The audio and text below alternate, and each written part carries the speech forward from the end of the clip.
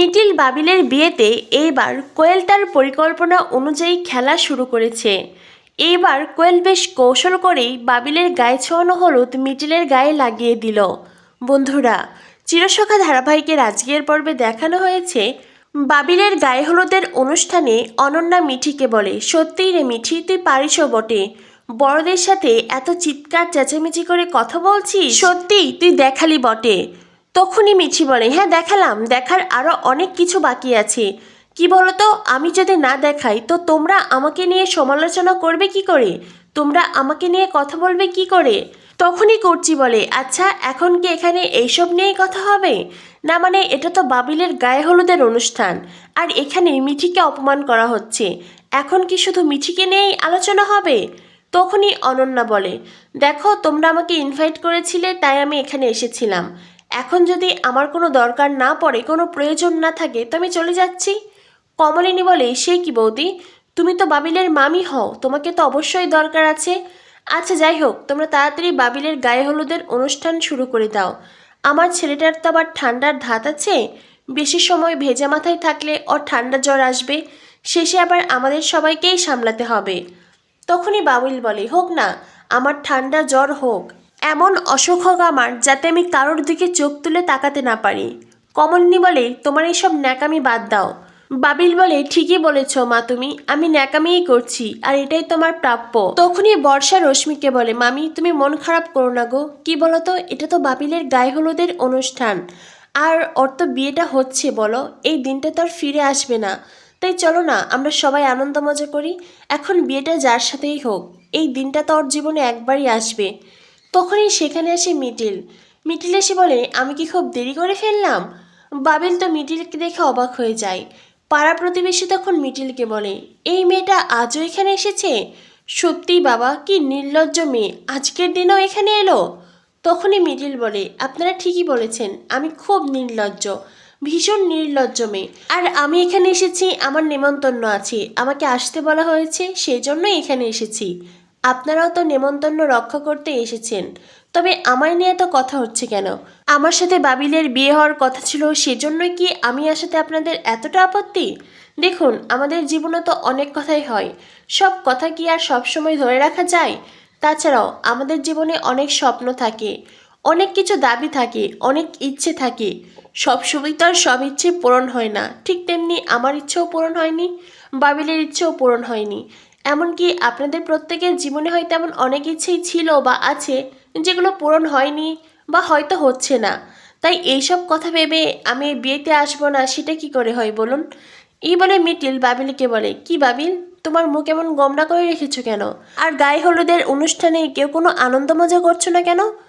তখনই অনন্যা বলে, এখানে তো আনন্দ করা বারণ, না মানে সামাজিকভাবে সব নিয়ম পালন হবে কিন্তু আনন্দ করা যাবে না, কারণ এখানে তো আবার অনেকের মন ভালো নেই, আমরা যদি এখন আনন্দ করি তাতে তো আবার অনেকের অনেক সমস্যা।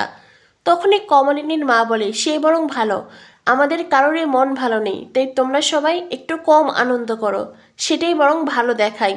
কমলিনী বলে, হয়েছে, এবার তোমরা বাকি যা কাজ আছে নিয়ম আছে সব শুরু করো। তখনই বাবিলকে তার আইবুড়ো নাম খণ্ডাতে বলা হয়। বাবিলও সেই নিয়ম অনুযায়ী নিজের আইবুড়ো নাম খণ্ডায়, আর এইসব কিছুতে বাবিলের চোখে জল আসে। যদিও মিটিলেরও খুব কষ্ট হচ্ছে, কিন্তু মিটিল অনেক শক্ত মনের নিজেকে ধরে রেখেছে। একে একে সব নিয়ম পালন হয়। কুর্চি বাবিলের গালে আলতো করে হলুদ লাগায়। এরপরে কুর্চি বলে, যা বাবিল এবার স্নান করে নে। তখনই মিটিল বলে, সে কি, এতটুকু হলুদে কি হবে, বাবিলকে আরও বেশি করে হলুদ লাগাও। এটা শুনে কমলিনীরা সবাই অবাক হয়ে যায়। তখনই সেখানে আসে কোয়েল আর তার বন্ধুরা। কোয়েলের বাড়ি থেকে তত্ত্ব আনা হয়েছে, কোয়েলকে দেখে সবাই ভীষণ অবাক হয়ে যায়। কোয়েল তখন কমলিনীদের বলে, সরি যে আমি তোমাদের না জানিয়ে এখানে এসেছি, আজ তো আমারও গায়ে হলুদ, কিন্তু কি বলো তো আমি এখানেই চলে এলাম, মানে তোমরা সবাই এখানে এত বেশি আনন্দ মজা করছো, আর আমি যদি এখানে না আসি আমি তো সেটা মিস করব, সেজন্য আমিও চলে এসেছি, আর তোমাদের কষ্ট অনেকটা কমিয়ে দিলাম, না মানে বাবিলের গায়ে ছোঁয়ানো হলুদই তো আমার গায়ে লাগানো হবে, সেটা আবার আমার বাড়িতে যাবে, অনেকটা সময়ের ব্যাপার, আবার তোমাদের অনেক ঝামেলারও ব্যাপার, সেজন্য আমিই চলে এসেছি। স্বতন্ত্র বলে, আজ তোমারও গায়ে হলুদ আর তুমি এখানে চলে এলে? কোয়েল বলে, সরি বললাম তো, কিন্তু কি করব, আমার এখানে আসতে খুব ইচ্ছে করছিল, এই তো আমার সাথে তত্ত্ব এনেছে ওরা, তত্ত্বগুলো কোথায় রাখবো? কমলিনী বলে, তত্ত্ব রাখার কোনো প্রয়োজন নেই। তখনই কুর্চি বলে, বৌদি ভাই কী বলছো তুমি?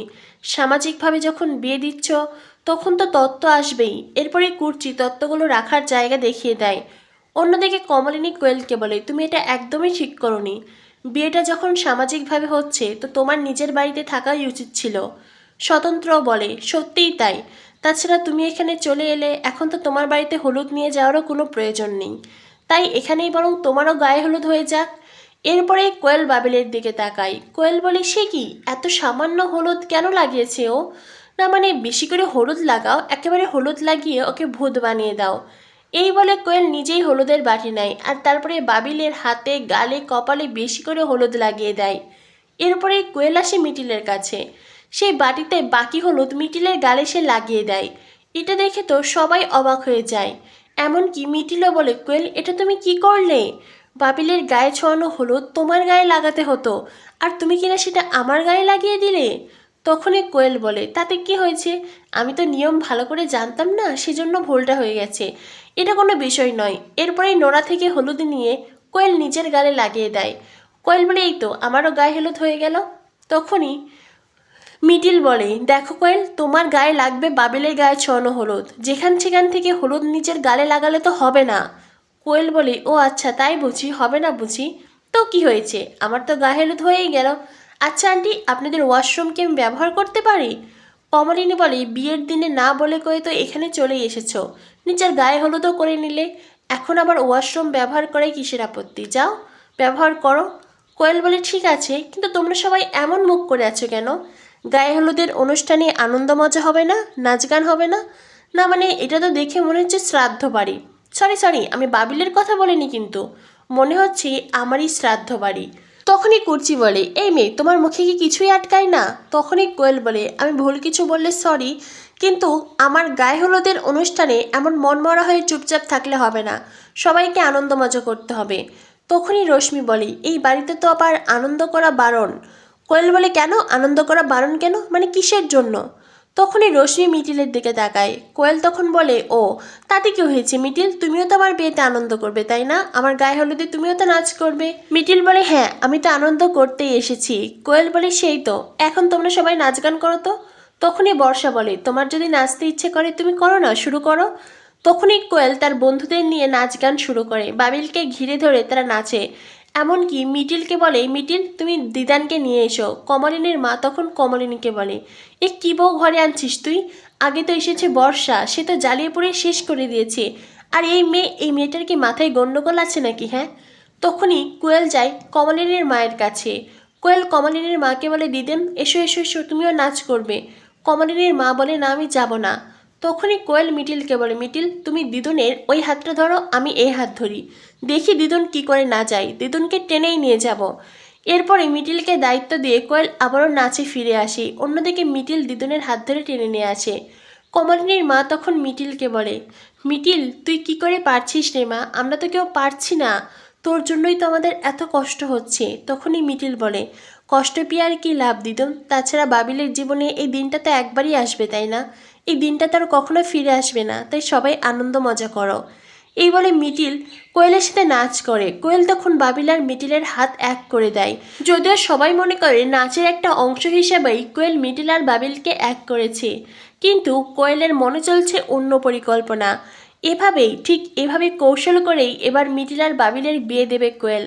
আর তারপরে নিজের জীবনে সেই চরম সত্যিটা সবার সামনে বলবে যে কোয়েল প্রেগনেন্ট নয়, আর কোয়েল বাবিলের মধ্যে তেমন কোনো সম্পর্কই তৈরি হয়নি। কেবলমাত্র বাবিলকে পাওয়ার জন্যই কোয়েল মিথ্যের আশ্রয় নিয়েছিল। এদিকে দেখানো হয় মিটিলের নাচ দেখে বাবিল আর নিজেকে ধরে রাখতে পারে না। বাবিল কাঁদতে কাঁদতে একটুখানি দূরে সরে যায়। কমলিনী যদিও সবটাই নোটিস করে, কিন্তু কমলিনী নিরুপায়, তার এই মুহূর্তে কিছুই করার নেই। বুবলাই তখন বাবিলকে বলে, বাবিল কি হয়েছে? বাবিল বলে, আমি আর পারছি না রে দাদা ভাই, আমি আর পারছি না। মিটিল এইসব কিছু ইচ্ছে করে করছি, আমাকে আরও বেশি করে কষ্ট দেওয়ার জন্য। বুবলাই বলে, আমি আর তাতে কি করতে পারি বল? দেখ যেটা হবার সেটা তো হচ্ছেই, আমরা তো আর কিছু আটকাতে পারবো না। তখনই বাবিল বলে, তোরা কেউ আমার কথা শুনলি না, কেউ আমার এক কথাটা বুঝলি না, আমি তো বলছি ওই মেয়েটার সাথে আমার তেমন কোনো সম্পর্কই তৈরি হয়নি। সেদিন রাতের কোনো কিছুই আমার মনে নেই। হ্যাঁ, সেদিন আমরা সবাই একসাথে ছিলাম আর সবাই আমরা ড্রিঙ্কস করেছিলাম। তার মানে এই নয় যে সেই মেয়েটার সাথে আমার তেমন কোনো মুহূর্তের কথা মনে আছে। আমার কিচ্ছু মনে নেই দাদা ভাই।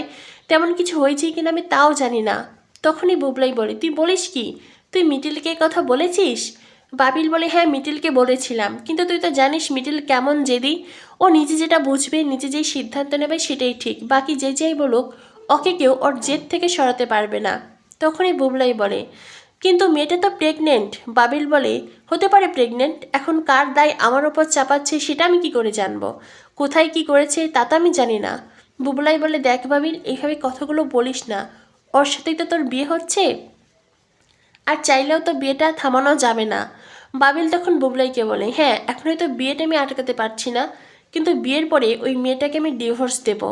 বুবলাই বলে, তুই আজকের দিনে দাঁড়িয়ে এই কথা বলছিস? বাবিল বলে, হ্যাঁ বলছি দাদা ভাই, বলছি, কারণ এই সম্পর্ক আমি শেষ অবধি টানবো না। এই সম্পর্ক থেকে কি করে বেরিয়ে আসতে হয় সেটা আমি দেখে নেব।